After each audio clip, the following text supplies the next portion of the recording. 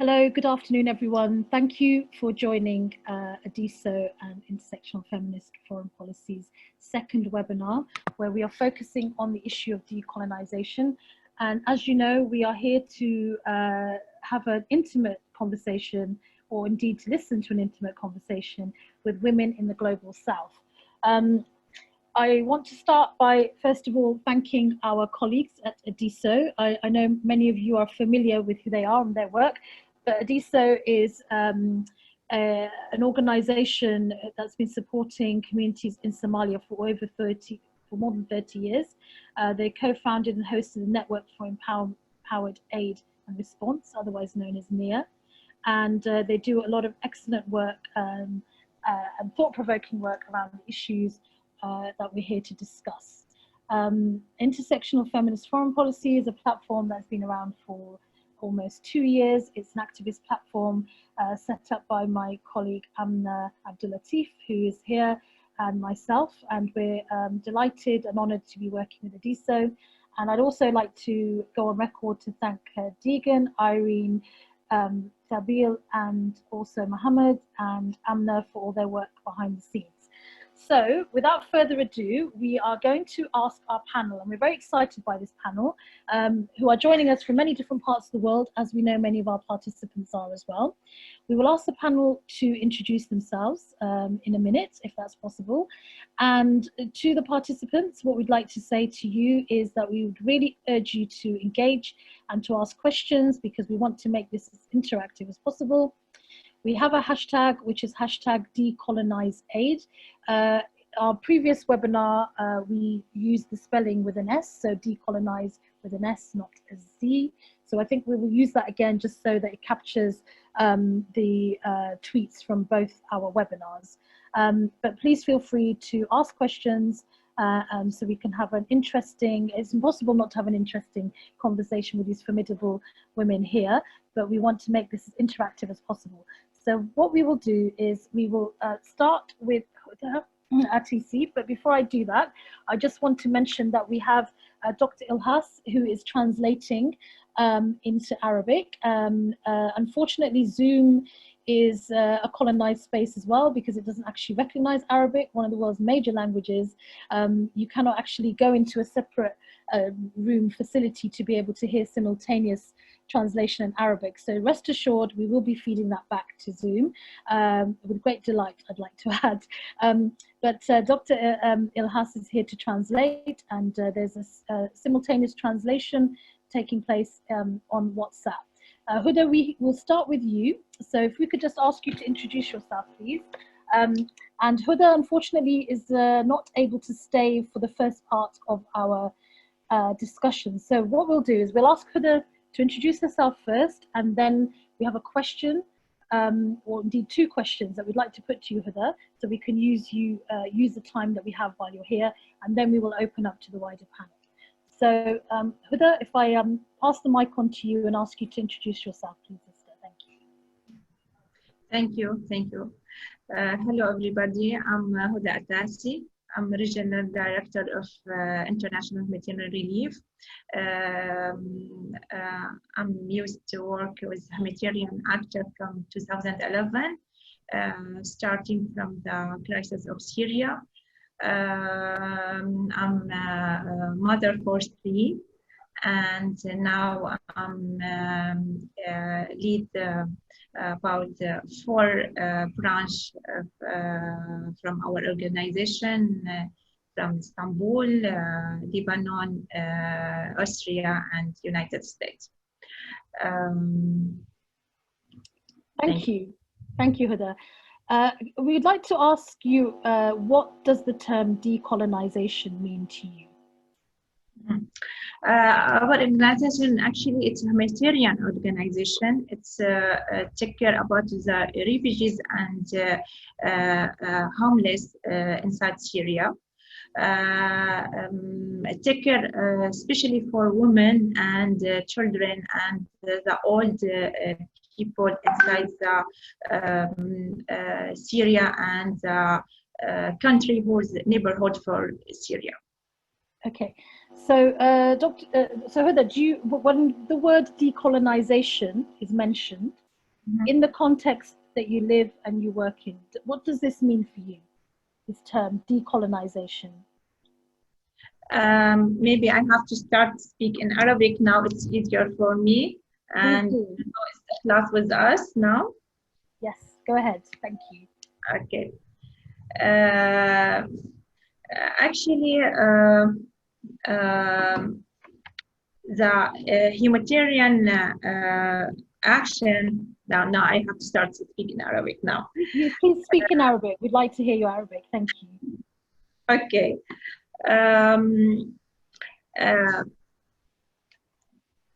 نحن اليوم بدنا نحكي عن أنواع الاستعمار من منظورنا نحن كعاملين بالشأن الإنساني.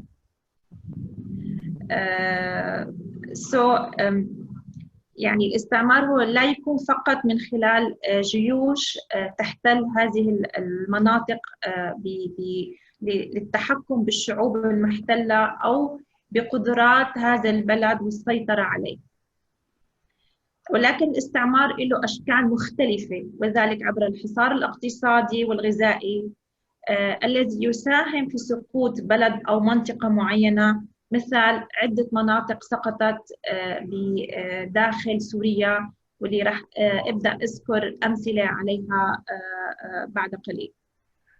بس لو سمحتي وقفي هون عشان أبدأ بالترجمة. Yes, so Mrs. Huda is describing that colonizing has different aspects, different forms, and for her it doesn't necessarily be as an army occupying or controlling a country. It also could be in different forms, like through economical or cultural colonization, and it might help in controlling an area, and she's about to give us some examples about that. Yes, تفضلي. مثال بالغوطة الشرقية اللي هي واحدة من المناطق اللي كانت محاصرة داخل سوريا من قبل النظام السوري، واللي بقي فيها المعارضة لأكثر من المدنيين والنساء، من نساء وأطفال وشيوخ، بقيوا فيها لأكثر من 3 سنوات. لم تسقط بسبب الحروب ولم تسقط بسبب الصراع العسكري، وإنما سقطت بسبب الحصار الاقتصادي، وذلك من خلال تجويع النساء والأطفال وعدم إدخال الغذاء والدواء إليهم. So she's giving an example about Eastern Ghouta in Syria, where this region was under siege for almost 3 years. There were hundreds, tens of hundreds of persons there, women, children, elderly, youth. And that region had to surrender to the government of Syria forces, not because of the military actions, but because of the hunger, and persons there were not receiving any food or nutritional supplies, so they had to surrender. تفضلي. هذا الحصار أدى لخروج 500,000 شخص من هذه المنطقة، حرمانهم من بيوتهم، من منازلهم، من حياتهم، وذهابا إلى مناطق أخرى هم غريبين عنا. فهذا الشيء اللي حصل بغوطة شرقية أصلا أيضا حصل في عدة مناطق أخرى، مثل ريف حمص الشمالي، جنوب سوريا درعا، شمال وشرق سوريا. هذه السياسة اللي تم استعمالها مع سياسة التجويع والحصار الاقتصادي أدت لسقوط 5 مناطق لم تكن ستسقط عسكريا ولا سياسيا، ولكن سقطت بسبب الجوع. So basically this system was used in 5 different regions across Syria, and she gave examples like in Homs and Daraa, or in eastern parts of Syria. So those regions surrendered to the forces of the government of Syria, not because of military actions, but because of deprivation of food and supplies. هذا أدى إلى أكثر من 6 ملايين شخص تم تهجيرهم داخل سوريا من مناطقهم، من بيوتهم ومنازلهم، إلى مناطق أخرى تحت سيطرة جهات سياسية وعسكرية أخرى. And consequently, almost 6 million people were obliged to leave the regions where they used to live, and they are used to their regions, and went to, let's say, different regions where there are different cultures and different actors in the field. So, Dr. Can I ask a question, actually, please? Actually, Huda, I'd like to ask you this question, and obviously, if you would like it translated, we are here to do that. So we are here to talk about being a woman and being an activist in the global south. So what I wanted to ask you, because I know you have to leave quite soon, and hopefully we'll be welcoming you back into the webinar, is what impact does it have for you to be a woman, to be doing this work, and what impact is it having for the women of Syria? So obviously this war is continuing with no sign of end, and horrifically the global news is no longer focusing on it. So if you could just give us an idea of what does it mean to be a woman activist in Syria, to be doing the work that you do, and to still be inside the country with this war raging continuously. اوكي خلاص. ست هدى، شايفة عم تسألك سؤال انه بالنسبة لك ماذا يعني ان تكوني امرأة تعمل في المجال الانساني في هالظروف نحن اللي عم نعيشها هلا؟ طبعا كوني امرأة وأم أيضا نعيش بهاي الظروف الصعبة، العمل الإنساني بالنسبة لنا صار هو ليس عمل بمعنى العمل، وإنما هو واجب علينا كنساء نحن موجودين في هذه المنطقة أن نقوم بما يمكن أن نقدمه لأقاربنا وناسنا وأصدقائنا والمحيطين فينا. يعني أنا في نقطة كنت أود أن أشير إلى أنه رغم وجود منظمات الأمم المتحدة الموجودة داخل سوريا واللي هي المفروض قريبة جدا من هذه المناطق المحاصرة، لم تكن تستطيع الوصول إلى هذه المناطق وإرسال المساعدات الإنسانية، ولكن نحن كمنظمات مجتمع مدني إنساني تقوم بواجبها بهذه المنطقة كنا نستطيع الوصول أكثر من المنظمات العاملة تحت منظومة الأمم المتحدة.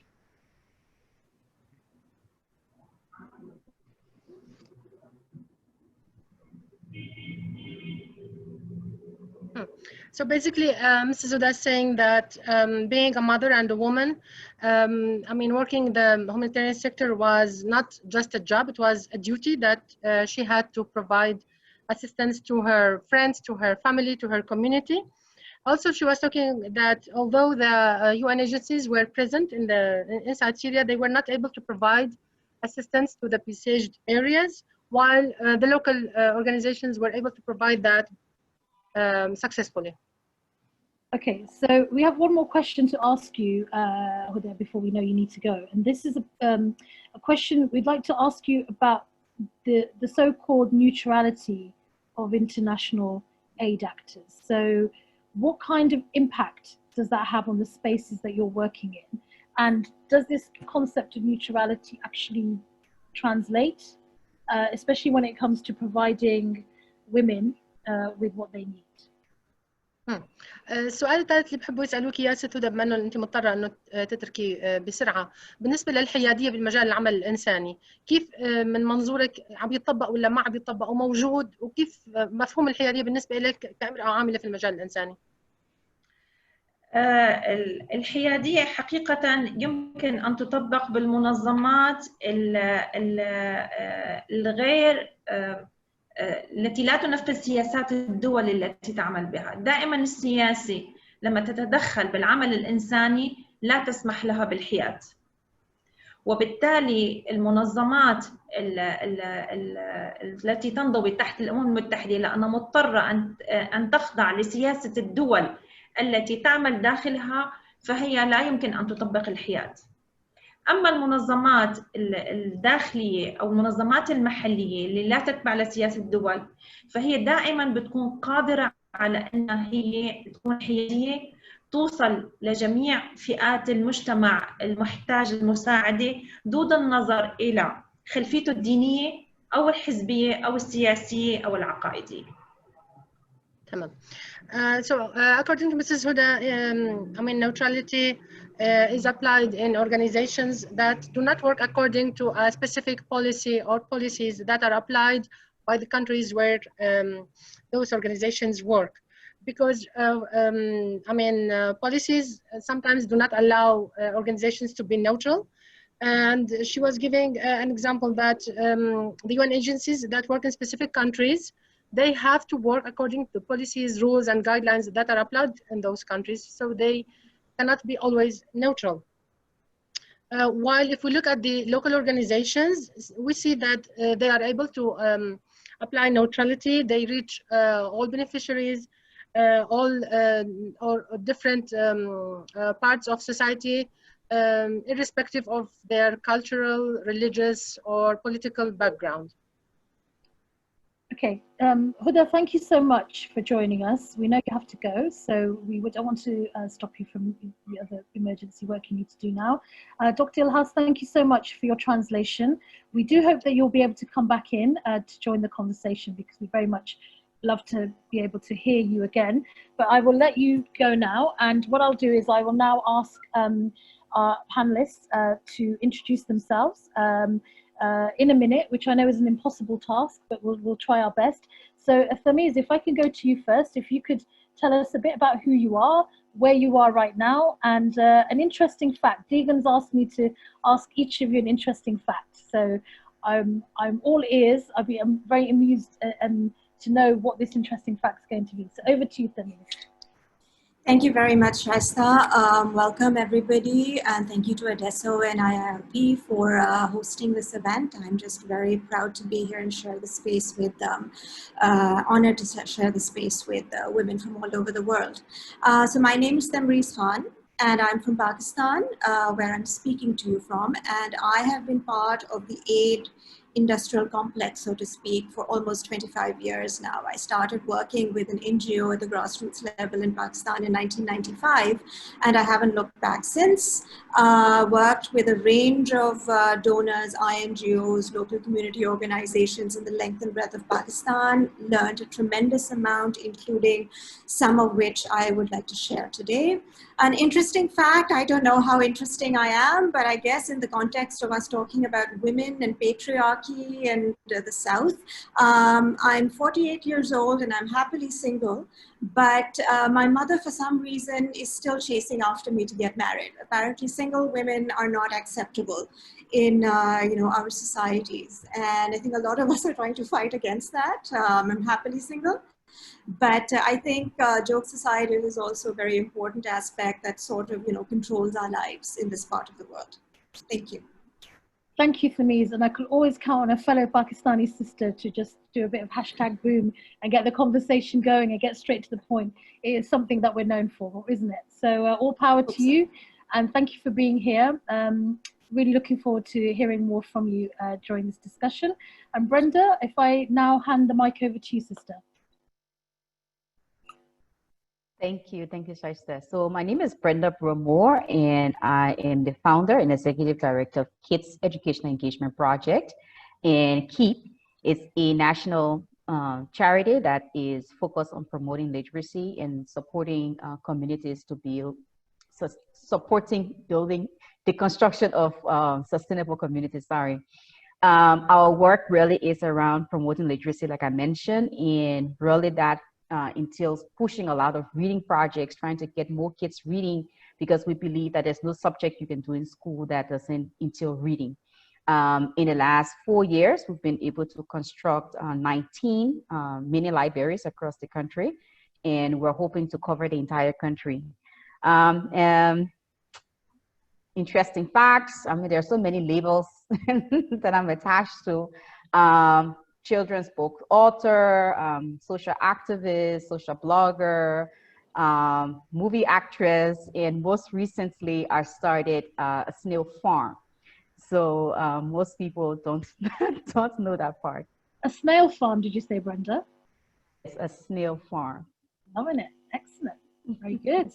I had the great pleasure of spending time in Liberia and Monrovia, and honestly, some of the most formidable women and feminists I've ever met are in your country. So a big salute to you all, and thank you for all the work that you do. I know some sisters are joining us from Liberia today as well. And by the way, we have 396 participants here, and we have more on our Facebook, on Adeso's Facebook as well. So thank you to all of you for being here.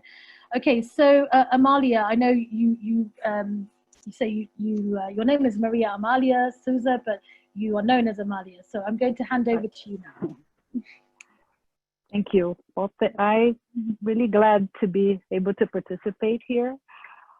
This is a whole new crowd, let's see, for me. So my background is 35 years ago, I was starting a really amazing college in California where I found the world of international, so-called international development, although I always had a problem with that name, because if you're developing, you're going towards something not necessarily good, right? And in the 35 years I've been in this business, not necessarily in the bilateral or multilateral, but in figuring out how we take, investing and financing in our democracy, in our civil society ourselves. So later on, I can tell you more about this, but this, I haven't changed a bit in these last 35 years in thinking that there's a lot to be fixed. We keep making the same mistakes. And the most vulnerable, excluded communities, the ones that are suffering the most, are always invisible to any of these structures. And that was the reason I came back to Brazil and I joined other environmental, we call social environmental activists, and we started our own fund to get resources where they need to go. And we designed the systems in a way that actually responds to it. So that's mostly what I've been sharing with the world. No, so this is my exciting point. And I live in Brazil, in this little town in the mountains, the coastal mountains, in the Atlantic forest with 4 dogs. No kids either. It sounds wonderful. Thank you for being here as well. And what you just said there is so deeply important, that this work, we stand on the shoulders of giants. This work has been going on for a very long time. We know that last week, Dr. Angela Davis gave a very powerful interview where she said that the work that is being done now is most recently through the lens or through the framing of the Black Lives Matter movement. She said this work should have been done 150 years ago.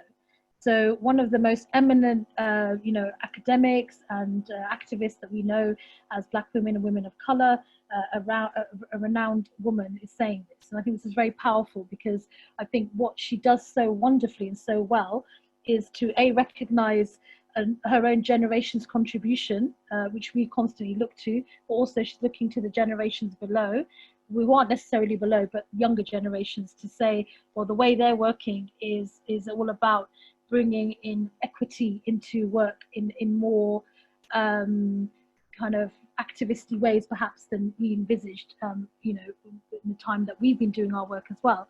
So what we're going to do now is we're going to open this discussion up to the panel, but also to the participants as well. And we want to try and create a dialogue. So we want to try and keep this conversation flowing, which I know is difficult on Zoom, but we're going to give it our best shot, okay?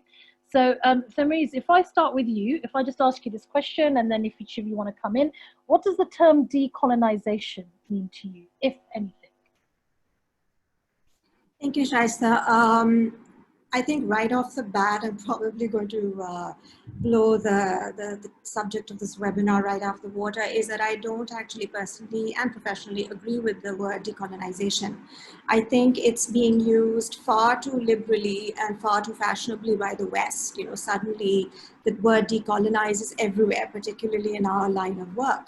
And I frankly think that it doesn't resonate with many of us in developing countries for a very practical reason, that we already we've received our independence. You know, we fought bloody wars over the last century or so to earn our independence from the colonizers. And if we're talking about decolonizing aid, what we're also saying is that at some point in time, we must have been recolonized, because to decolonize, you have to colonize first. And I strongly disagree with that. And that's primarily because I think aid is an agreement between two countries voluntarily. It's not been entered into by any sort of force, not in the sense that someone's held a gun to our head and said, you know, you have to be part of the aid system and take money from us. Way back, you know, post-World War II, when all this began, that was a different sort of a situation where the foundations of aid were set. But in the modern world, post-World War II, two countries technically agreed diplomatically on receiving aid. So I don't think it's an issue of colonization. And frankly, that word doesn't mean much to me at all. What we should be talking about, I think, is how countries like ours in the developing world can remain autonomous in the face of mounting geopolitical pressure. Because at the end of the day, it is about geopolitics and it's about control over resources. And that's, I think, always been the issue. Altruism was never part of this deal, like a lot of people make it out to be. I think they do that because it makes them feel better about themselves. But no, aid is not altruistic. And it's not just the West that is trying to control resources. I think every country today is trying to obtain resources that could give it some leverage and some power in the world. So we need to talk not about decolonizing aid, but about how two countries can actually come to the table and negotiate their terms independently. And I think that power doesn't exist not because of aid or because of aid colonizing its recipients, but because of a power imbalance that we in the South also perpetuate. I don't think we should just forget about us. We are responsible in many ways for receiving this aid and for using it.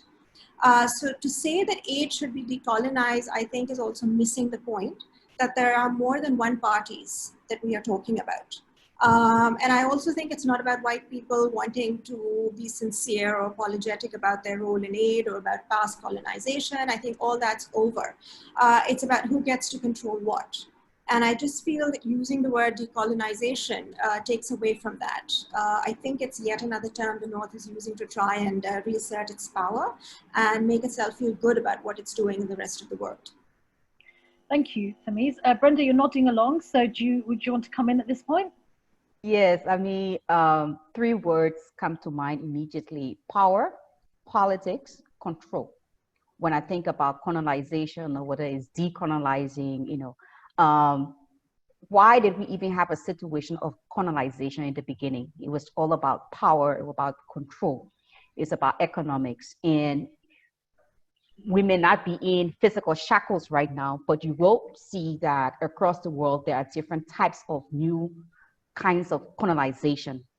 Now, we've had this, well, at least you, Tim Reese, been in this conversation for 25 years. I've just been in it for 5 years and I'm already tired, because you would think that there were goals, you know, milestones set around localization and, you know, how we can change the way aid is, you know, delivered.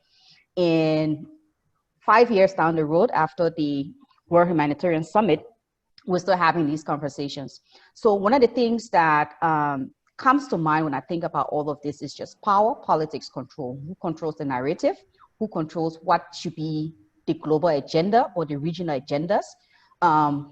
Homegrown solutions that are not respected, you know, if it's not coming from someone who has, from the global north, an idea is not validated, is not given credence, as opposed to something that is homegrown and given, you know, received and working, and just because it's not, you know, something that's being handed down. Influence, external influence, you know, a lot of what we see around here, what kind of projects that are coming out, what kind of narrative, you know, is about a country or a region, is around, you know, who's setting that agenda. And for me, those are things that I now have the lens to question. You know, for example, you think on the big donors, they decide for the next 5 years what is going to be the major things that we're going to fund. They decide, oh, water and sanitation. So guess what? USAID will throw 50 million in water and sanitation. DFID will throw in 50 million towards water and sanitation. The EU will throw in 50 million towards water and sanitation. And then for the next 5 years, and they say, okay, this is money we're going to focus in sub-Saharan Africa to make sure that the issue around water and sanitation is addressed. So even if that is not the issue of people within sub-Saharan Africa, guess what? That is going to be the narrative on sub-Saharan Africa for the next 5 years on water and sanitation. So if we want to see different agendas being set, we have to be able to start to speak up, but we also have to be able to question some of these aid, because aid usually comes with control, aid comes with influence, aid comes with power. And so we need to question what kind of control, what kind of power we want other people to have over us, whether it's the narrative, whether it's the kind of development we see, etc. So those are partnerships that are not balanced. In partnership usually is between two parties and you have a goal. Tim Rees mentioned that, but oftentimes what we see with aid is there's an imbalance and it's certainly not equal. Thank you, Brenda. Amalia, I saw you nodding along, and also you don't have a very good poker face, sister. Neither do I, so that's all good. So very interested to hear what your views are on what you've been hearing so far, and just generally in relation to the question, which was about decolonization and what does it really mean to you? Yes, well, I agree completely with both, and in the universe that I have been working, which is mostly the international philanthropy. And at first, when I discovered this field, I thought, oh, we need to, put back. We all know that that the structures of aid started because there was all this money left over after the reconstruction of Europe, and then they didn't have anything to do with anymore. What to do with this? So they decided to begin to lend to us, right, our countries, and so it is all about power. It's always been it. It's about profit as well. And we're not part of this game, and we haven't been. And my first thought when I heard is, oh, let's, you take with this hand, let's give it back. So philanthropy, wow, let's take it back to Brazil. And then I realized that it's not at all. It's us. We need to figure out ways, and we need to listen, and we need to create our own agendas, and we need to tell this world what we want. And as small as it is, that's where we began.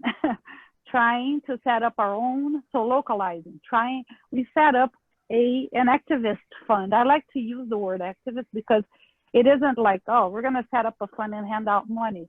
It was exactly the other way around. It's like, you, whatever, aid or international philanthropy, you can do this much, but you can't do everything.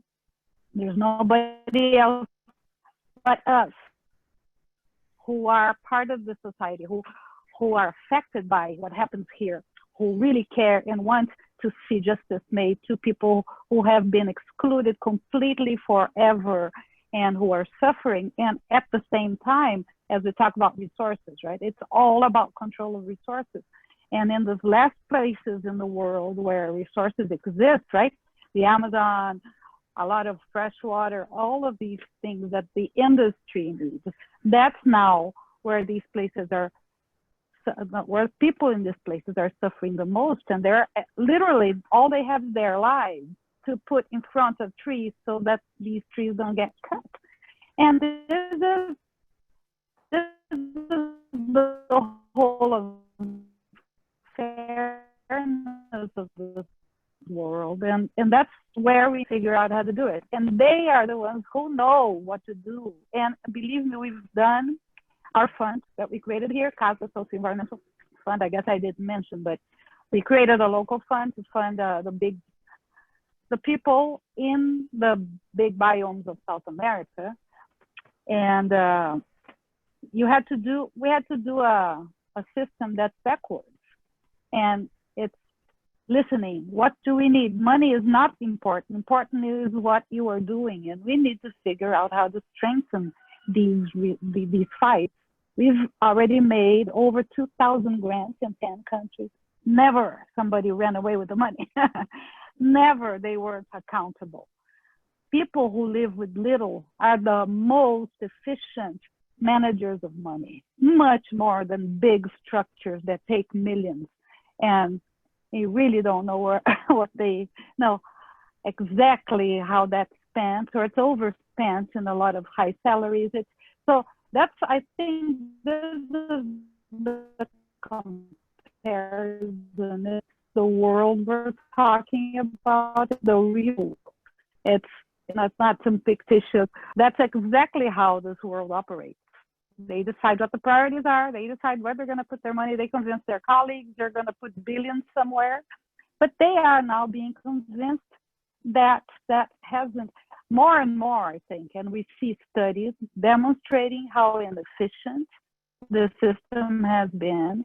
And that's probably why we're here talking about this. Not only us. I've been noticing this conversation going in a lot of different arenas. So I think we can contribute with concrete examples and work, and the work we're doing, I think, has a lot of answers to the questions that we're hearing from out there. Thank you so much, Amalia. And there's a very interesting thread between the conversation so far. So this issue of power and privilege and money, and let's never ever take money out of the equation, because money, as we know, is power and it is privilege. And your point that you raised there, Amalia, about the redistribution of money and the power in connection to redistributing funds, I think is really interesting. We will go back to that point. Dr. Klaas, I will bring you in a minute, but I just wanted to read some comments which have come through, and please keep your questions coming. We'll put some of them forward shortly as well. So one comment is from Yuri Koros. I hope I've pronounced your name correctly. Aid equals a right and not a privilege. It's complex, around the complexity around who holds power. More and more governments in the global north are losing power to non-governmental entities, companies, media, and social media. And then Wissam El-Hami says, this control and power is what colonization is. So thank you for that. Another comment that's come through is aid comes to the South very often with a hidden agenda. So clearly quite a few of our participants are living in countries and contexts where they are very familiar with seeing aid in a non-neutral way, and indeed their own experiences are telling them that as well. Dr. Klaas, I understand from my colleagues that you want to talk specifically about Syria and cross-border operations. You also want to talk a bit, bring some information here to this discussion about blocking, how aid is blocked. And this is very interesting in the context of what we're talking about here, because as we know, there is a lot of money swirling around in the UN, a lot of power, and in connection to Syria, in particular, more than any other time in recent years, we are seeing deep issues around the compromisation of aid and the issues around neutrality when it comes to Syria. So if I can hand over the microphone to you, Dr. Klaas, and please come in and share what you would like to share. Thank you very much. So basically, I will introduce myself very quickly. I'm a family physician from Syria, and I've been working in the Syrian response since almost 7 years now. Currently, I work for CARE as the sexual and reproductive health advisor. Going back to your question, and I really thank you for that question.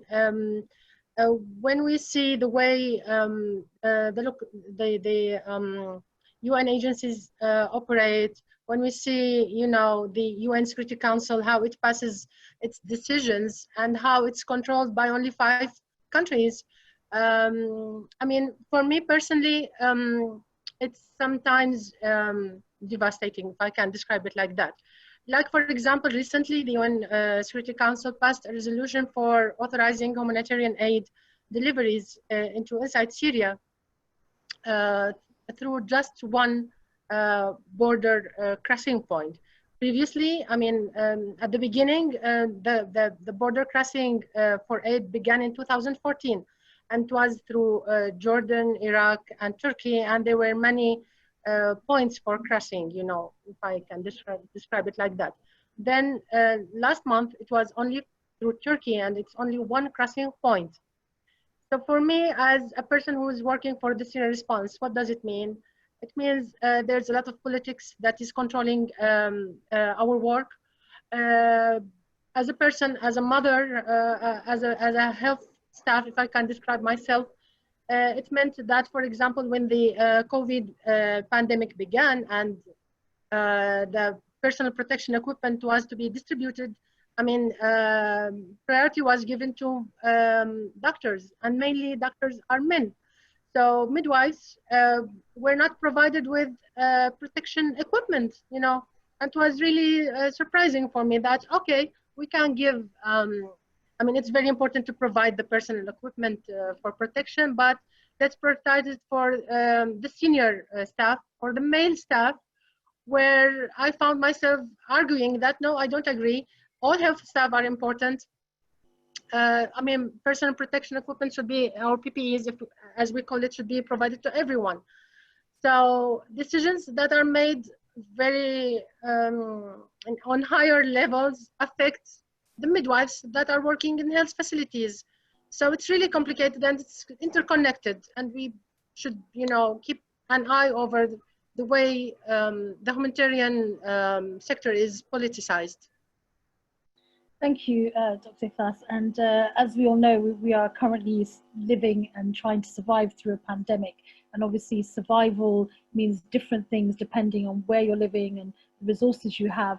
And as you say, everything is interconnected. And one of the issues that's coming up here in the UK, in particular around PPE, is questions being asked not only in relation to who's getting access to PPE in terms of frontline health staff, but also questions are being asked about why disproportionate numbers of Black people and people of colour, including health workers, including doctors, nurses, porters, are dying in the UK as a result of COVID-19. And I think that this conversation we're having here is not just a conversation in terms of an international context. It also links very much with what's happening in our countries right now, which we're connected through in relation to this pandemic. We've got a couple of comments coming through, and I think that there's some questions actually that we should try and answer in relation to some of these comments. So there's a comment here, a question asking who, an increase in aid from China, would that be seen as non-colonial compared to aid from traditional Western donors? Another comment here is, what is a panelist's vision for a completely decolonized aid system? What is the dream?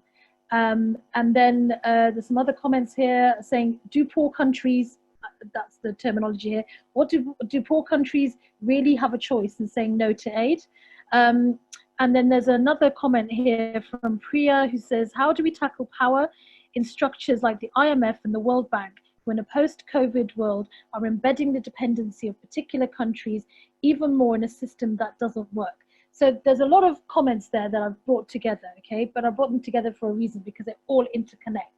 And in relation to the work that you're all doing in the countries that you're in, I was wondering how you see that. So Amalia, if I come to you first, because I know you're doing a lot of work, direct work with indigenous communities and marginalized people on issue of environmental justice, which is frankly an issue that the world continues to ignore, along with many other crises, but this is a deep, deep crisis. So do you have any thoughts on any of those comments that have come to us from our participants? Problem is too many thoughts to stream it in a clear way, but I've been reading some of the answers. The thing is, in my opinion, it's not that we don't want resources. We see money is extremely important, and I think it's the context.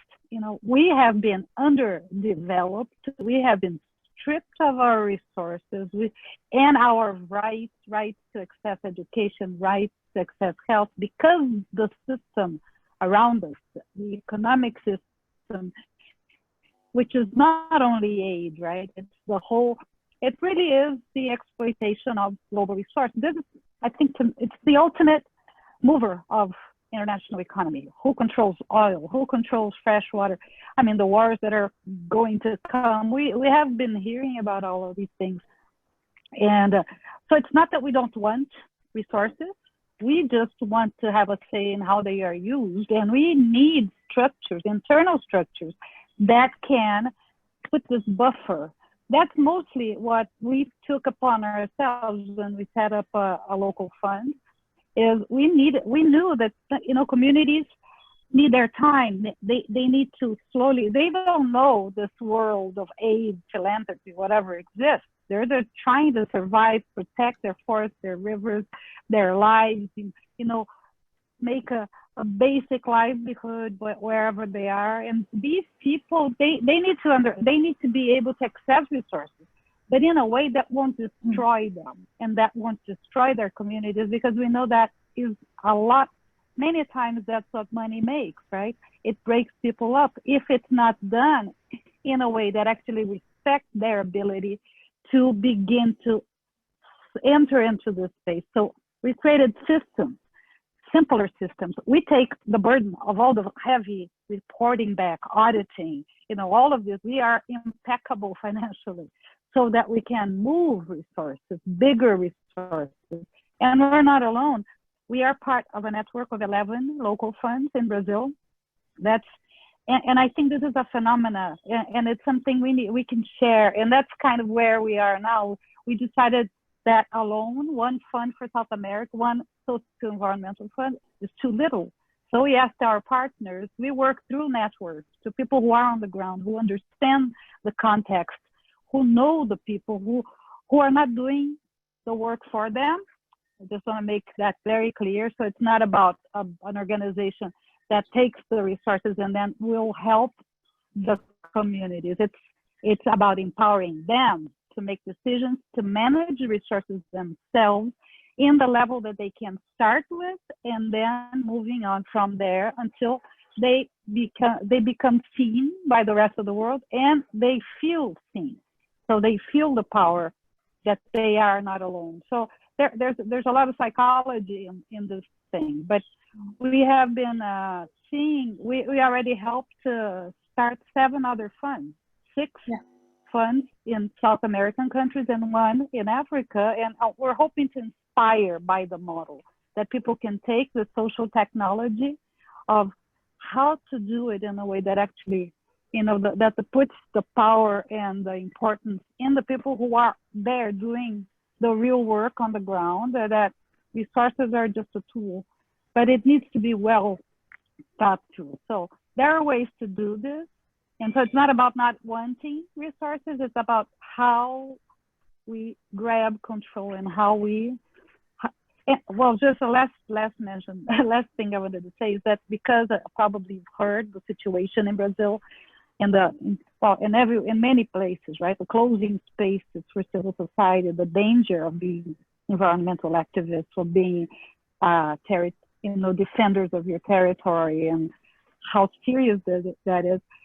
When the system broke down even further, it was us, right? The funds who are here on the ground, who have the mechanism, who were the first ones to be able to respond. COVID, in many other situations where nobody else can access. You cannot access from the outside. Yeah. So there's a lot of answers that we have, and I think the more the conversation all of us have, I mean, together, but the principles, we need to be the ones who set up the local systems to do and take more and more control and manage more and more resources and demonstrate how it can be done and how successful that is. Great, thank you, Amalia. Tamiz, if we go to you and then come to you, Brenda. Yeah, I completely agree with Amalia. I also think it's not an issue of whether we should have aid or not. I mean, things are not that black and white, because then we're also talking about extremes, right? And we know where we end up if we take an extremist position. We will always need money. Money is what makes the world go round. And I think aid is part of that, both soft aid, ODA, as well as the IFIs. Again, agreed with Amalia that it is how we use that aid in recipient countries that is the issue, not necessarily the fact that, should we get it or should we not. But I think one of the big issues is also us as in the recipient countries, we also need to have an internal movement going where we insist that our governments and our institutions use the aid wisely. Because one thing the aid industry looks back on us and says, oh, well, you know, the project failed because, you know, the government was corrupt. You know, we did our best, but, you know, they didn't have systems in place, et cetera, et cetera. Well, that's very true. I mean, I speak from experience. My country is one of them. But that's just an excuse. Because the aid programming and the aid design is actually not made in such a way for us to correct those systems. It's basically dumping money. So for us as activists in our own countries, we need to be the watchdogs who said, okay, this aid isn't making sense to us. This chunk of money doesn't make sense to us. You know, we need it in area B, not in area A.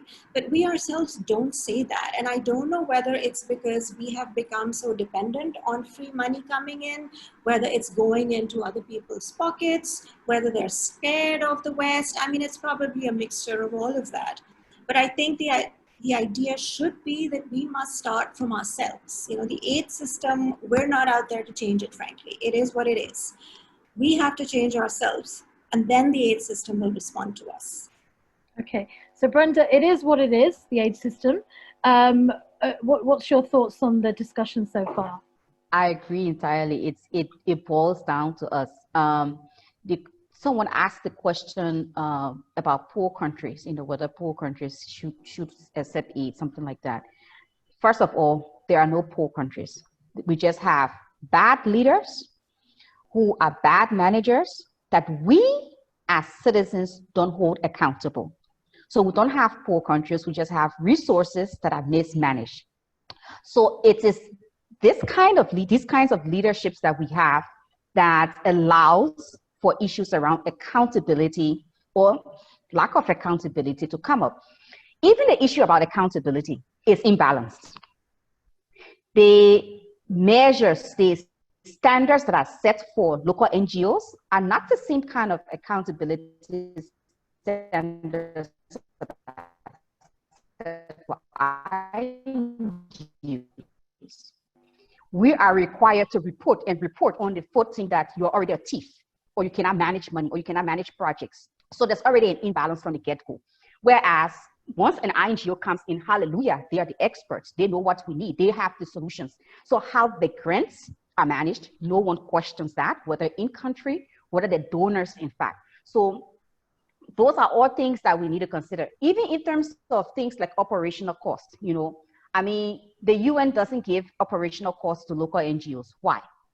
But they will give operational costs or 10% overhead to INGOs and local NGOs who are in the ground doing most of the work, you know. So the conversation, someone asked about China as well. It goes back to what are the intentions, what are the strings that are attached. It doesn't matter whether it's coming from Pakistan or Somalia, what strings are attached to the aid. You know, how is this aid going to be used to control?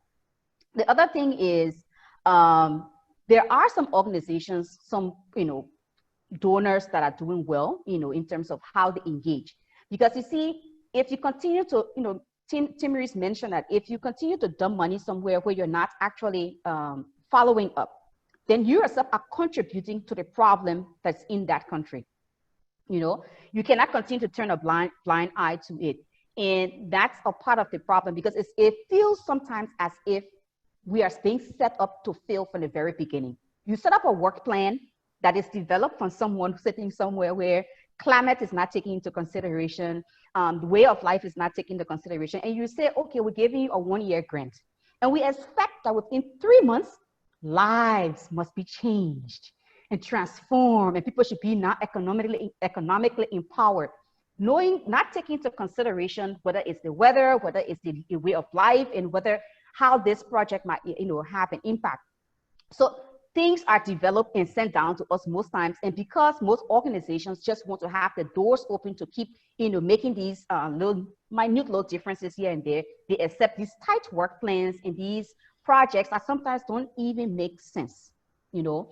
But it comes back to us, for us to start questioning our governments, questioning our donors, questioning our partners, and holding them accountable.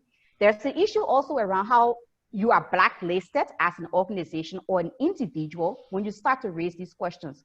A couple of years ago, my very first time meeting Degan was in, I think, Switzerland. And Degan more or less kicked down a door verbally because someone tried to shush her in the audience when she was making an issue around, making a point around how aid, this same conversation, how aid is being, imbalanced, the delivery of aid is imbalanced, and how we are shut out from those decision-making spaces. And someone told her, shush. And, well, she went, Degan, she went out, she went out on it. But my point is, a lot of times we're not in these rooms that make these decisions, our thoughts are not considered, we're not asked for our input into some of these projects that are coming in. And yet people say it's failed by whose standards, So accountability, poor management by all parties, and we need to be upfront ourselves. What part do we play in all of this? You cannot continue to expect someone to say, I'll feed you, I'll feed you, I'll feed you. And then you are not being accountable yourself. You're not having a cutoff point where you can say, I can stand up. And in most cases, a lot of these projects, a lot of this aid money is not geared to helping you stand up. It's geared towards keeping you being fed. But because most times we've been conditioned in a way to continuously accept being fed, we don't question, we don't push back. And so that's a point all of us need to get towards, whether it's civil society actors, whether it's just people in the citizens, need to start to question and say, we've received 20 million in aid on this. Where are we now? And start to question ourselves, question our society, and see how our governments can start to take ownership of development in aid. We shouldn't be expecting that if there's a flood here, someone has to come from another country to be able to respond to this. We should develop systems internally that supports and respond to these things. That takes us away from expecting all of this aid money that we all look forward to. Yeah, thank you, Brenda. Dr. Ikhlas, did you want to come in on this at all? I saw you nodding along.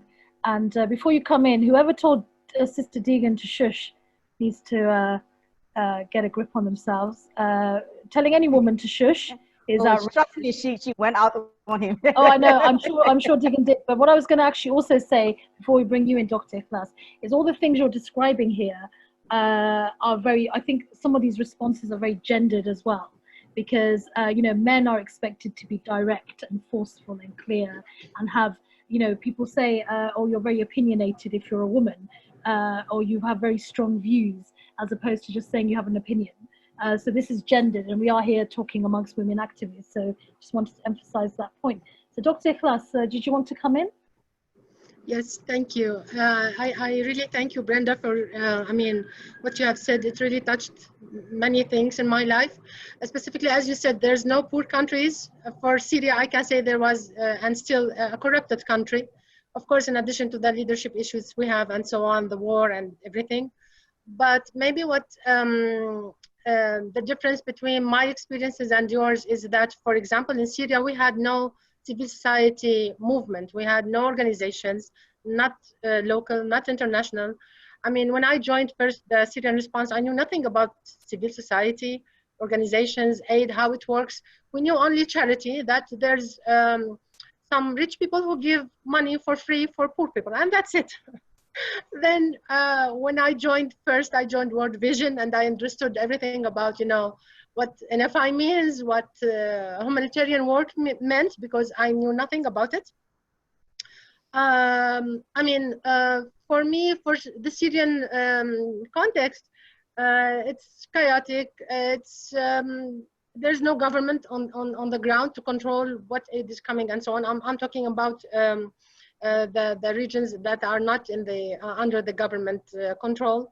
So I try not to see the big picture. I see only the small component of me providing some aid to women and girls, men and boys that I care about, and that's it. So I care that the programs we provide are good. They are, relevant to the context. They are suitable to the culture, and that's it. But listening to you, it's really, eye-opening. So I see the bigger picture. I see your long experiences and expertise, which is totally different from mine, and I thank you for what you have provided us. Thank you, Dr. Ikhlas, for your Do you mind if I jump in? Please jump in. Sorry. I just want to, I think all this discussion has also brought up the point that we initially spoke about at the beginning of neutrality. And I think this is another term that's really being widely discussed globally in addition to decolonization. Frankly, following on my, penchant for sort of discrediting terms, I also think the term neutrality is a bit misplaced. On very practical reasons, it's because nobody can ever truly be neutral. Human beings are just not made that way. There's an element of self-interest in everything. But when you talk about the aid sector, the answer is that, for instance, if my self-interest as a woman from Pakistan is that I want to preserve my sanctity and my self-respect, and I want to be recognized for being a woman, then I'm not going to be neutral. I'm going to fight for that right. And I'm going to expect other women to do the same. If I was neutral, I wouldn't be able to influence that fight in any way. So the same goes in terms of INGOs, because the discussion of should INGOs, particularly humanitarian organizations, be neutral. If a Pakistani NGO, for instance, wants to work with IDPs, then they need to fight for the side of IDPs or refugees or migrants or women or whatever have you. It is impossible to be neutral. I remember when I was working many years ago in rural Pakistan with local community organizations, I was faced with such extreme cases of sexual harassment, embezzlement of funds, nepotism, and we're talking about village level stuff, that's doing this with donor money. And there was no way that I could remain neutral. I had to intervene, even though the organization said, oh no, you've got to stay out of it. You've got to let them handle it. But you just can't do that, because I think neutrality also means looking the other way. And I don't think we should be doing that with anything. Just one example I'd like to bring up, in our case, at least in the case of Pakistan, is the whole idea of religious lobbies. And why we shouldn't be neutral. So, there are many donors who are trying to run with religion as an issue to be able to make inroads into local communities, just because the religious clergy has such strong control over these communities. But this is not good control. This is harmful control, right? They are abusing women and children. They are taking over politics. They're controlling local government, and they're weaponizing religion for their own purposes, right? So should NGOs or INGOs or donors working in the social sectors in these communities, should they be neutral in that context? If they say, okay, this is not our problem, this is their problem, we're only trying to, shift things a little bit here and there. So, but in the long run, that's damaging. And it has damaged our sector a lot. So I think we need to be very careful also when we speak about neutrality. Because again, that's also not just a black and white term. It's very difficult to be neutral when you are shoved in a situation where it is literally life and death. Thank you, Tamiz. Does anybody else want to come in on that? Amalia, do you any comment in particular? Yes, on that, but I've also been reading some of the comments here that that's pretty interesting. And yeah, I'm about to read some of the comments, but if you've got anything you want to say on the back of this, please jump in. I'll wait. All right. Well, we've got a comment here from Maritu about land grabbing, control over resources, setting the rules for our political leaders, take it or leave it. In poor countries are the big impacts of aid on the South. Decolonizing aid should start with decolonizing the minds of political leaders. I think this point was raised earlier on by you in particular, Brenda. Patricia asks, isn't the challenge to large INGOs about controlling funds and what the local CSOs need to organize into networks and then communicate their skills and footprint to funders directly? Amalia, this kind of speaks to what you've been talking about in relation to the funds that you've created in Brazil, that you say you're trying to now roll out in parts of Africa as well. And then there was a question here from Lisa Johnson that I wanted to put to the panel specifically, but please do pick up on those wider points as well. So Lisa, thank you for your excellent question. And we have received some very good questions generally as well. The question is, what advice would you give to sisters in the global north keen to help shift power imbalances in our organizations towards greater localization, power and voice for our colleagues and partners in the global south? And before you answer that question, there's another comment here which I'm going to try and find, which speaks to this as well, which I'm going to connect so you can discuss it. So there's a question here which says, as a white monolingual person from Australia, having sat in the development space, both national and international, for about 8 years, what can I be doing in my practice so I don't perpetuate my privilege? I sometimes think the best thing for me to do is find another career, but would love to hear the ideal way that I can help to deconstruct these positions of privilege. So 2 really powerful questions.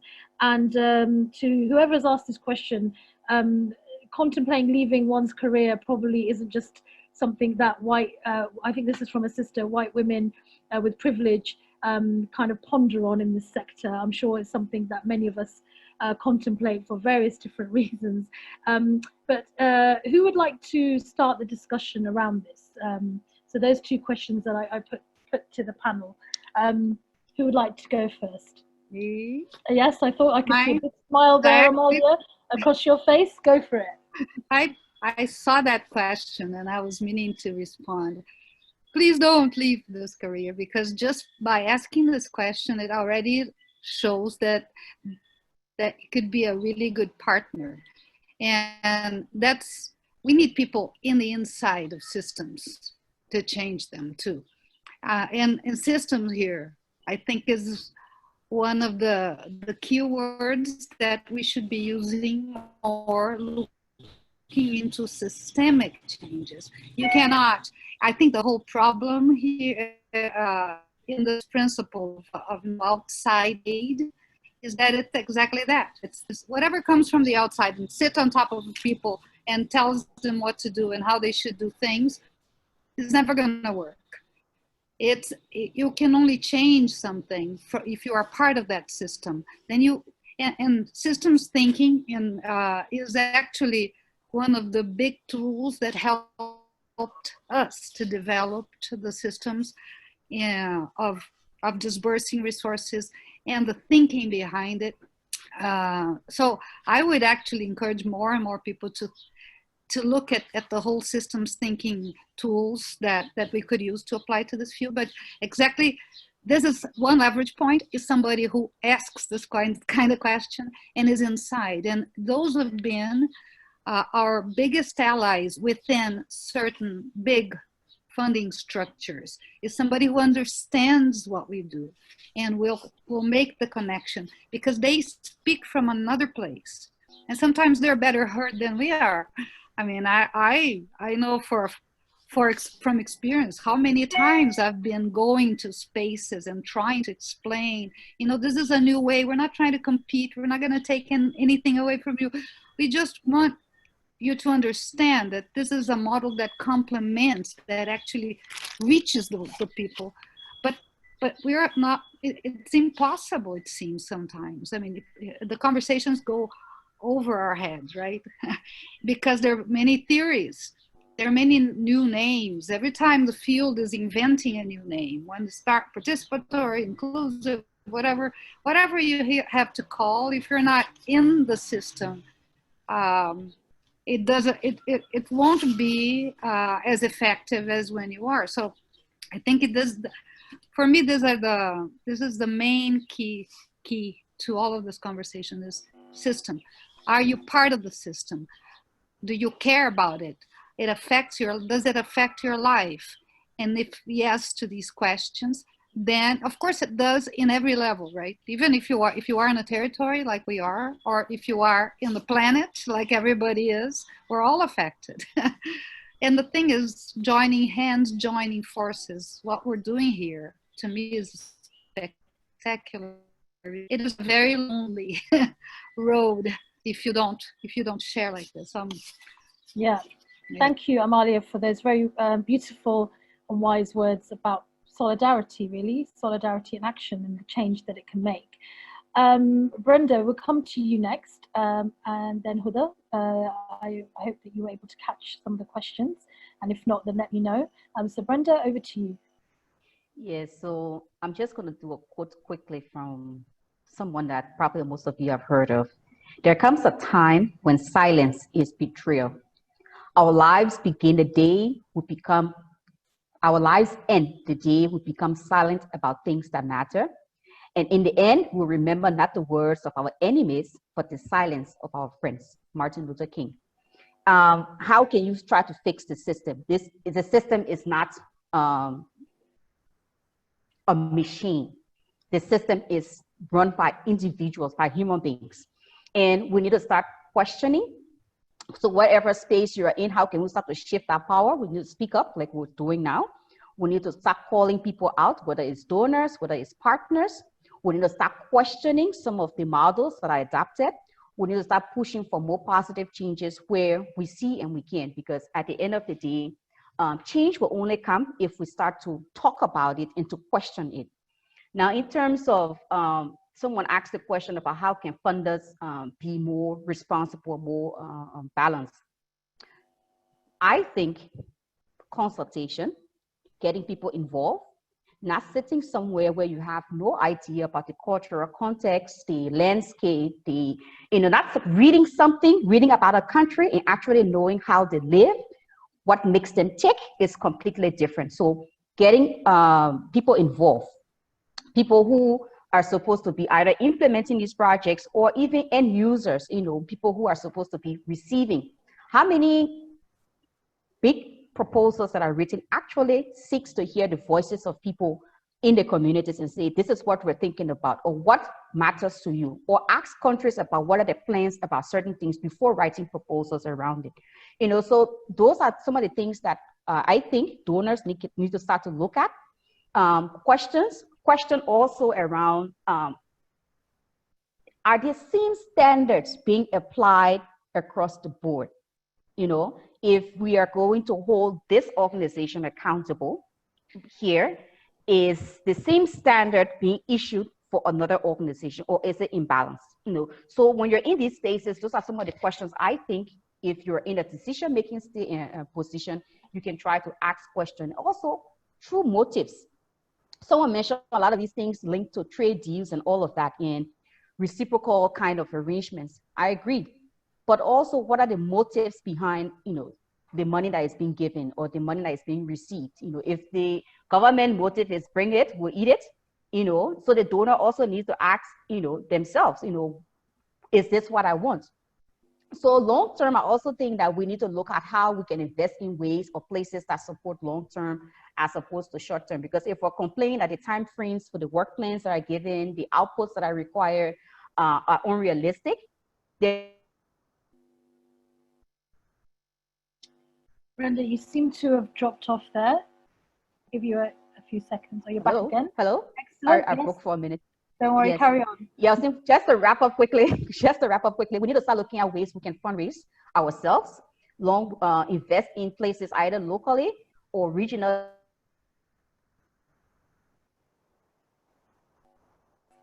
Okay, Brenda, you've dropped out again. So, oh, you're back. Do you want to finish your point? Yeah, just end quickly. Sorry. Find ways to invest locally. Invest our money, invest in projects that we can support ourselves and have a level of flexibility. Sorry, my internet is breaking up. You don't need to apologize for your internet. Don't worry.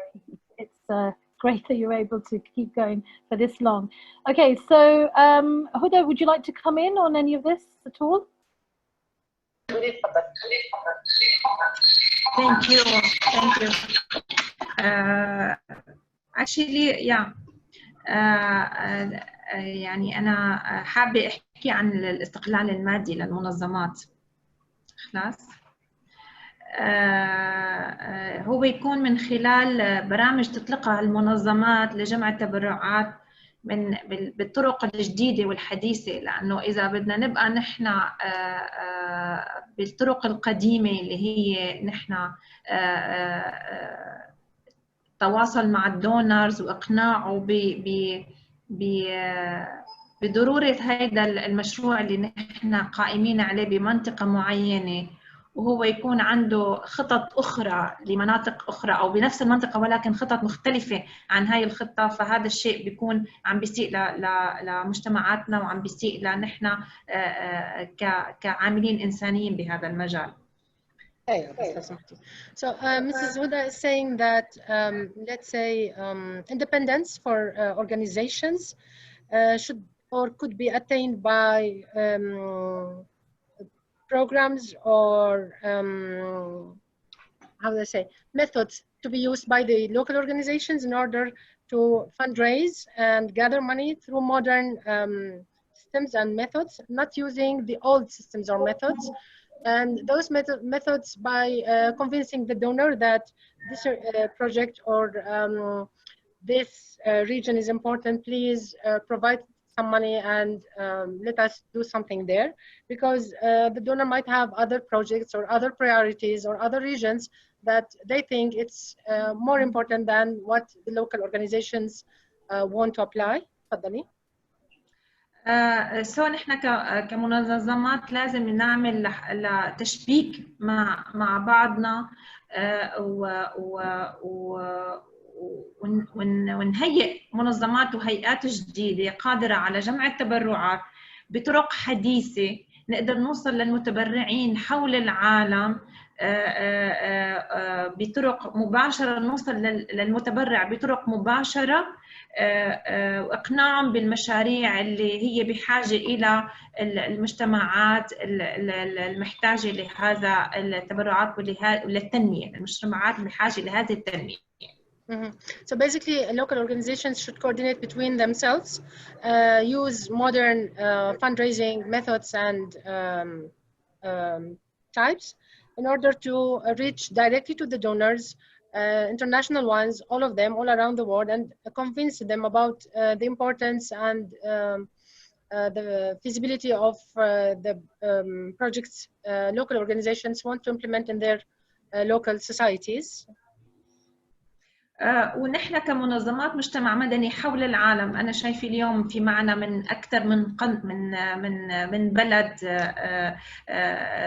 زميلات إلنا بالعمل المدني، لازم يكون في تشبيك مع بعض ونخلق نظام مدني جديد يسمح لنا بتقديم المساعدات بشكل حيادي لكل محتاج بدون ما نتدخل بسياسة البلدان والسياسة العالمية يلي دائما ما عم بتكون ما عم تمشي مع مصلحة الناس المحتاجة بأنحاء العالم. So basically now she's seeing brilliant colleagues, female colleagues all around the world. What she thinks is important that those local organizations from different countries around the world to coordinate, to communicate, to create a new system that is able to provide services to beneficiaries in an impartial way and away from the international politics and policies that sometimes might not be the best, for the best interest of our beneficiaries. And thank you. Thank you. Thank you. Thank you. Thank you. Tamiz, do you want to come in at all? And then I've got some more questions for you and comments. Sure. So, thanks, Shasta. Just very quickly, ahead. 2 points. One is, I think, the whole funding issue that's being raised. Local funding is obviously extremely important, although I feel that some level of dependency on aid will always be there. I mean, that's just how it is. No country, particularly in our part of the world, will ever truly be financially independent, I feel, the way it's going. But I also feel that this whole idea of local funding and NGOs supporting themselves can only go so far if your entire state system is unable to support itself financially. The state is where we look to for the extreme basic services like education, health, transport, water, power, etc. And there's been this discussion for decades that that's not the job of local NGOs, that's the job of the state. But if we talk about NGOs being financially independent, first the state has to be financially independent. It has to have a system of revenue that it can use to improve its own public sector and infrastructure. Only then I feel that local NGOs will be able to maneuver a more sustainable form of funding for themselves. Because right now we're talking about philanthropy, private sector funding, et cetera, as alternatives to donor funding, more local funding. But I don't think that's going to be sustainable unless first we have more secure public sector funding, because otherwise local NGOs will always be drawn into much larger undertakings than I think they were originally developed for. Every country is different. I don't think you can paint it all with the same picture, but personally I feel that, again, it comes back to the point that, you know, our own governments need to be more accountable to their own people as opposed to donors. The second point I just want to bring up is about women. So this is contentious in the sense that I've been working in this sector for 25 years in Pakistan, not just as a woman, but as a aid practitioner. 25 years ago, when I started working with donors, we were talking about, you know, women and development. We were talking about gender mainstreaming. We were talking about empowerment. 25 years later, we're talking about exactly those same things. And not much has changed in the status of women around the world. In fact, in a lot of countries, it's gotten worse. In my own country, it's gotten much, much worse. I risk my life pretty much, you know, all the time when I speak out about this, and that shouldn't be the case. But what is happening is there is a very high level of awareness in the new generation of women that I've noticed that's coming up, but that has nothing to do with aid. That has to do with our own grit and determination to say, you know, enough is enough and nobody is going to come to help us, so we might as well do it ourselves. This is not a result of aid. This is our own fight that we're fighting. And the fear is that aid tends to hijack a lot of local initiatives. And I'm going to risk a lot by saying this out loud, is that, you know, Malala is an example of that. You know, she belongs to my country. I belong to her country. And I feel in my heart that if perhaps, you know, she had silently struggled and persevered for girls' education in Pakistan without, you know, the massive larger picture, perhaps girls' education in Pakistan would have gone somewhere. It hasn't, unfortunately, you know, and that's because there was this co-optation, this hijacking of the purpose of the concern by larger entities. And so everything got diluted into different directions.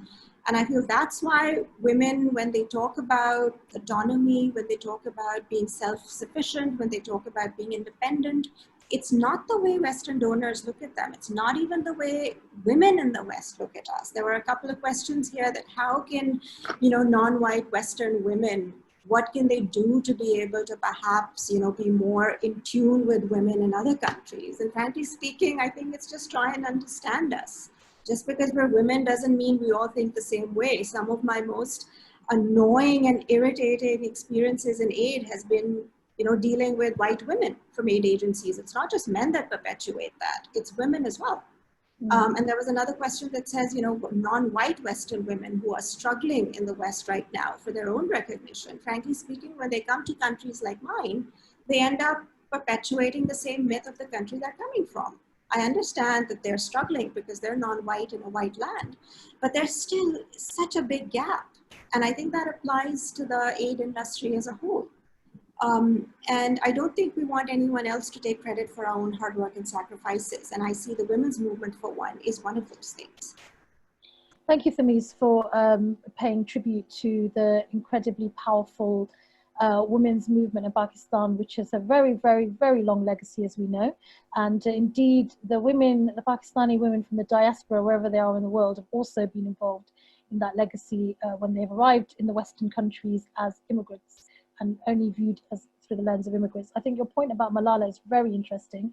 I'm not going to take too much more of the time to go into that, but just to say that the level of vitriol that she receives as well, because she is a young woman, is just off the charts. And this is something that women of all ages are suffering from around the world, as we know, as misogyny is becoming more and more mainstreamed in every corner of the globe. And as a product of the West, a very proud product of the West, and someone with heritage in the East, I'm very bored of white feminists generally, full stop, but I'm also very bored of people who want to always point the finger over there about what's happening over there rather than looking at what's happening over here, because the two are absolutely connected.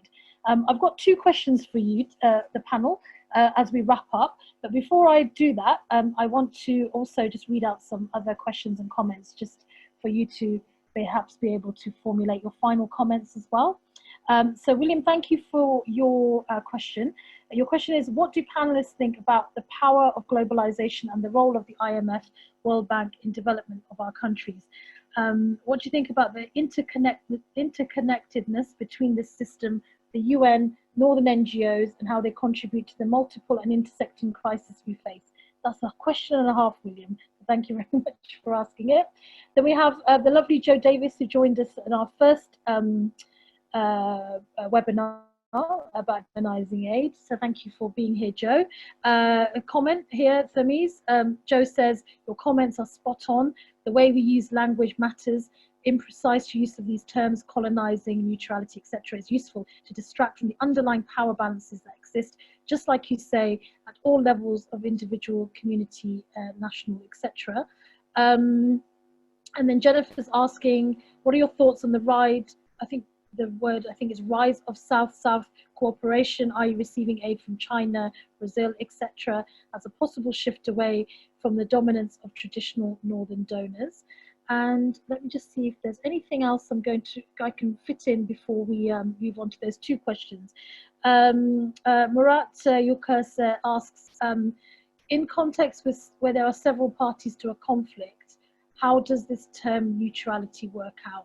Is it not about taking sides with warring parties, but rather focusing on the needs of affected civilian populations who are often caught in between? So there's also questions and comments here about the depoliticization of humanitarian relief and aid itself. People asking if that is not surely one of the problems. Sidra agrees with you again, Therese. You've got a big fan base here, sister, as has everyone else.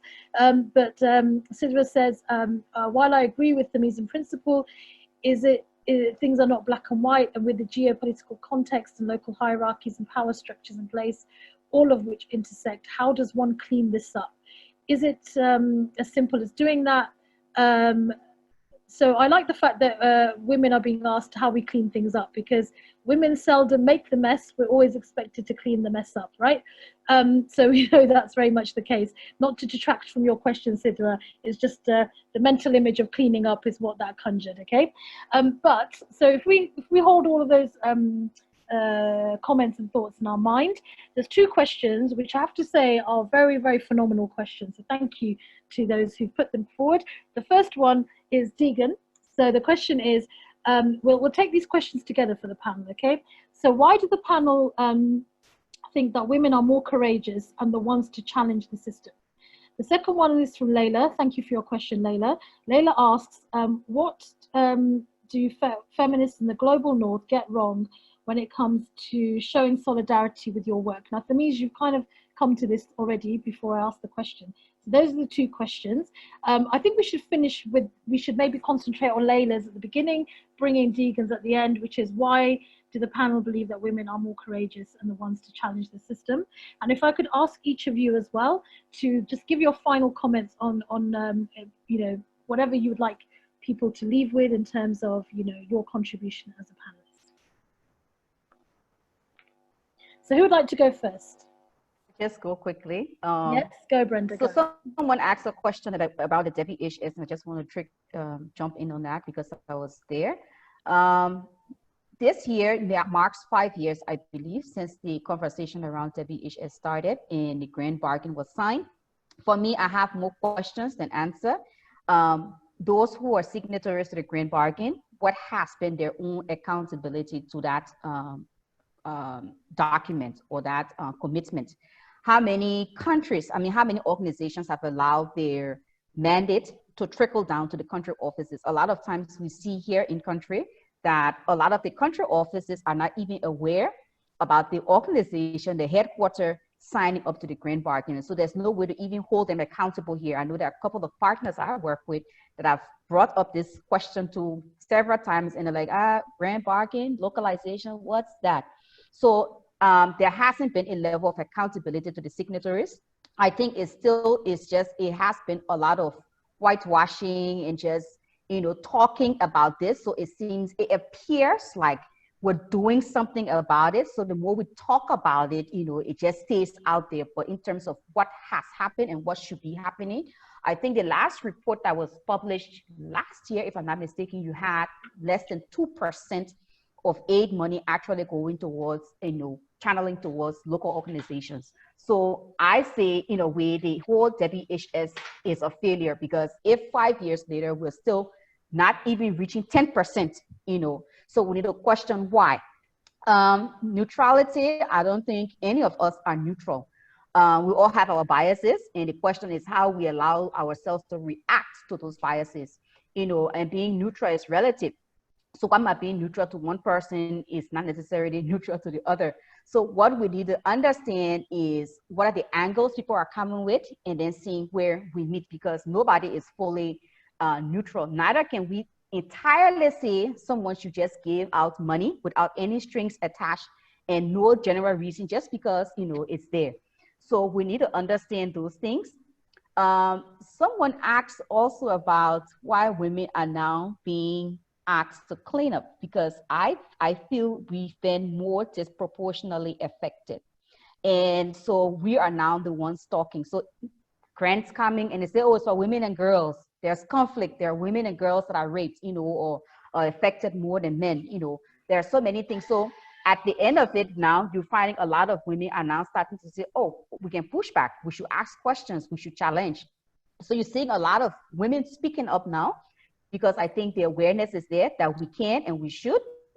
And the spaces, there are spaces that we haven't necessarily been invited to, but we push our ways in, you know, to be able to have our issues heard.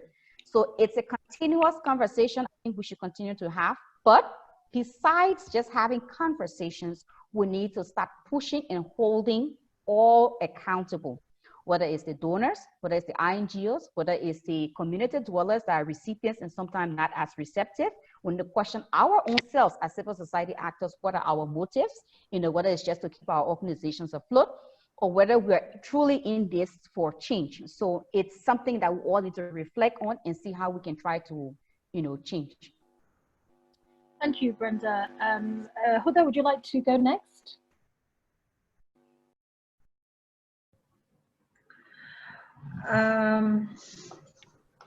الحقيقة هي الأسئلة يعني شوي بدها شجاعة بالأجوبة. بدي جاوب على موضوع ليش النساء أشجع من الرجال. So basically, the questions that are answered are really tough and need courageous people to answer them. And she was answering, you know, why she thinks women are more courageous than men in the humanitarian sector.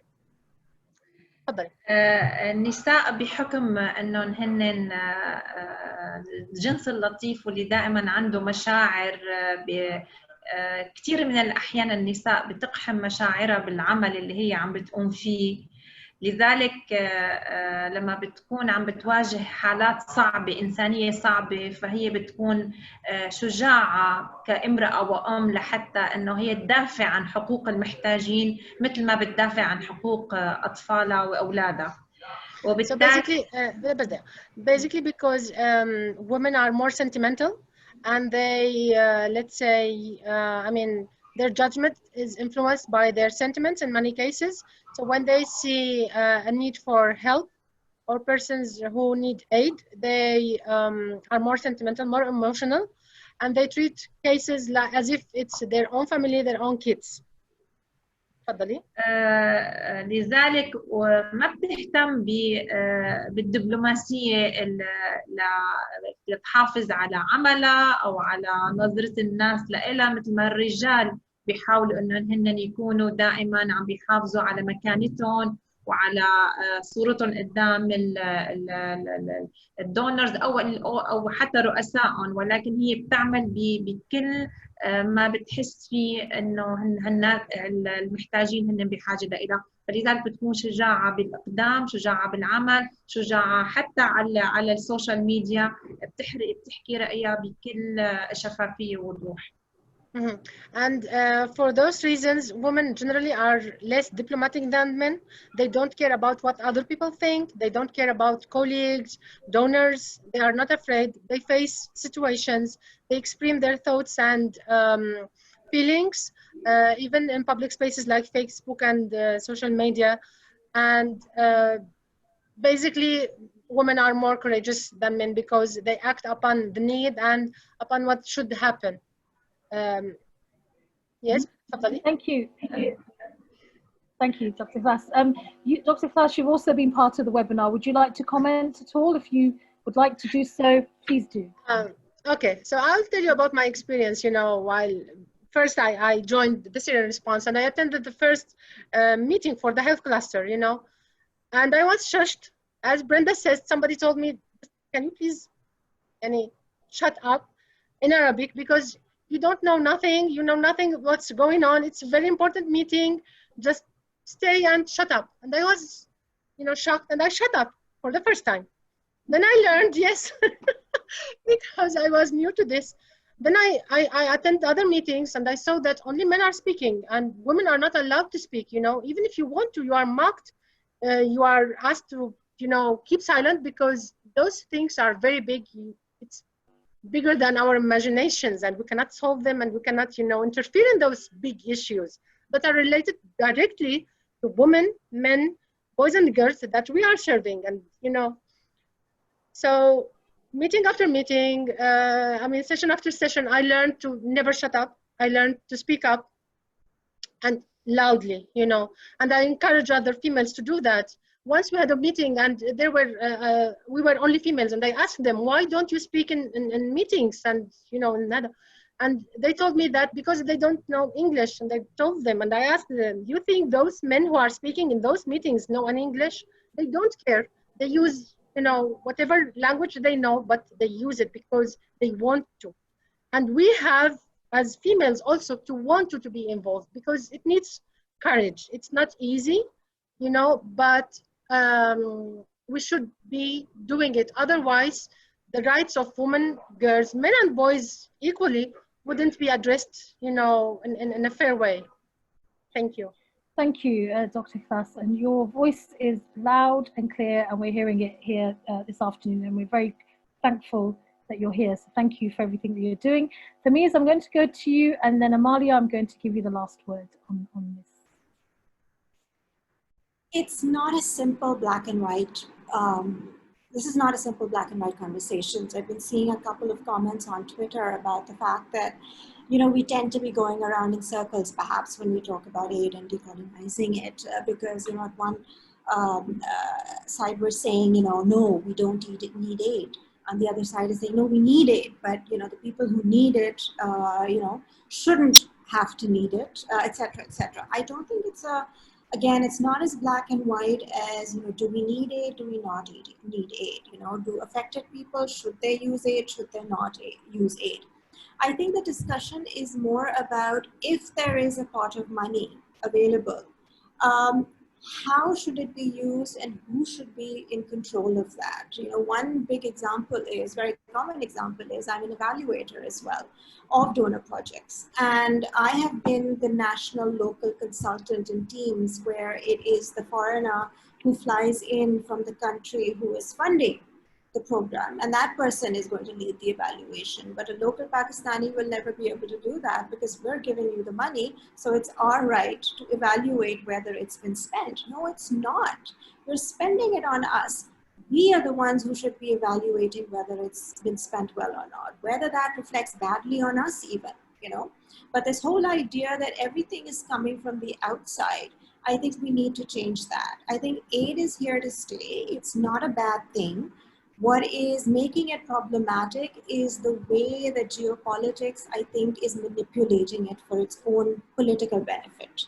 And recipients and donors are getting caught up in that, and the lines are getting blurred. So I think that's one thing. In terms of women, I think women, yes, the way, like Brenda said, we've been ignored far too long. And over the decades, things really haven't changed. In many ways, it's getting worse for us. So do we just sit down and take it and let it get worse for us, or do we do something about it? You know, again, that's also not black and white because of all the threats we face along the way.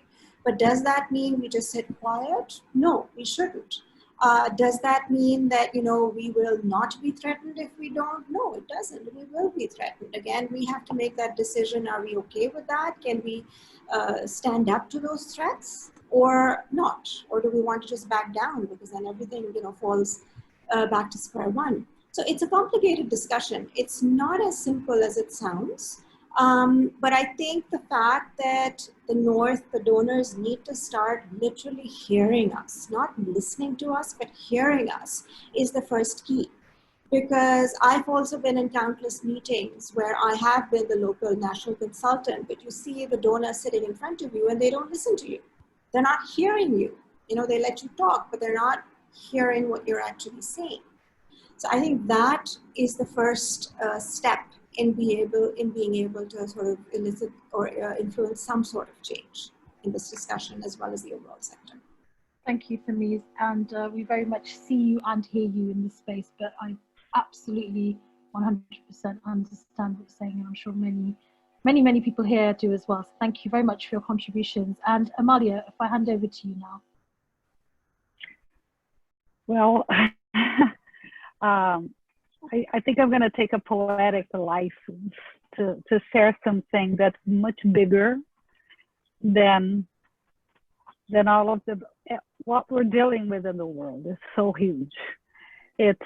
There's so many facets, there's so many struggles, there's so many things to fight for. That one thing that's helped me to look at what we're facing, and then where all of us, all our struggles, all our work falls into place, is basically we are trying to make, well, and I'm borrowing this from my big master, Joanna Macy, who's in her 90s now.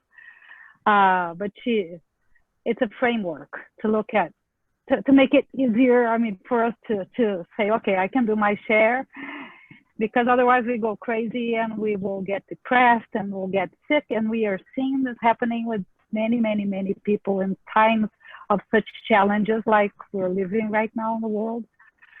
So basically what we're looking at is that we need, as the human race, produce the great turning from an industrial growth society to a life-sustaining society.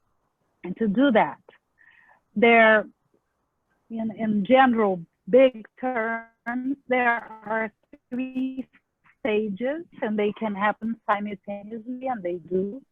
One is what we call the holding actions. It's, trying to stop destruction, trying to stop injustice, trying to make things better, new structures, the new ways of living on this planet that we need to build. And we need to build together. There's no way to do it alone. And the third one, but of course, as simultaneously, it is the change of consciousness that needs to happen on this place. So basically we're holding, we're stopping destruction, we're holding each other, we're trying to make this place safer and more just, and build anew while we wait for something which could happen really fast, as studies point out, that the shift in consciousness is something that actually can happen faster than any of the others. So I just wanted to leave everybody with this bigger thinking, because all of everything we talked about today, there are a million aspects, a million details, a million way of talking about this. But as long as we know where we're going, that we need to make this great turning happen or nobody's going to be here to tell the story later, right? Amalia, thank you so much for the wise and compassionate words there that you've ended the panel with. And I also just want to read out two very short quotes. They connect with what you've just said. So these quotes are from the great and late Audre Lorde. First one is, when I dare to be powerful, to use my strength in the service of my vision, then it becomes less and less important whether I am afraid. And I read this purposefully here because we are amongst women activists, and we know that more than any other recent time in world history, the level of mainstream misogyny and the levels of violence, physical violence, verbal violence, sexualized violence, spiritual violence being weaponized against women and girls is on a level we've not seen. We are in a space here with sisters who work specifically, I'm mentioning Syria on purpose because this is one of the most horrific and recent examples, indeed ongoing examples of how this is materializing. The second quote and the final quote I'm going to read from Audre Lorde is, I am not free while any woman is unfree, even when her shackles are very different from my own. And obviously we end here because we understand that we all look different, we're from different parts of the world, we speak different languages, but ultimately our goal is to free ourselves and to free each other and to free everyone. And if we are not doing that, if we're not lifting everybody up, lifting each other up, understanding the intersections across all our oppressions and how, you know, none of us are free if all of us aren't free, then we're simply not doing, I think, our job as humans, but beyond that in terms of the work that we do. So I'm just going to finish up by thanking once again our brilliant panel. So Thamis, Brenda, Amalia, Koda, Dr. Klaas, thank you for your brilliant translation, and thank you for also being part of this afternoon. I'd also like to thank Sidi, I'd like to thank Irene, Sabili, Mohammed, Amna, and a big thank you to Deegan for all the work that you've all done to make this happen. And let's continue to build this solidarity in action. And I think one of the main things that's come out of this afternoon is we've got to keep our critical thinking alive and well, and we've got to put it into practice. So solidarity to everybody, and take good care of yourself. And thank you so much for being here. Thank you.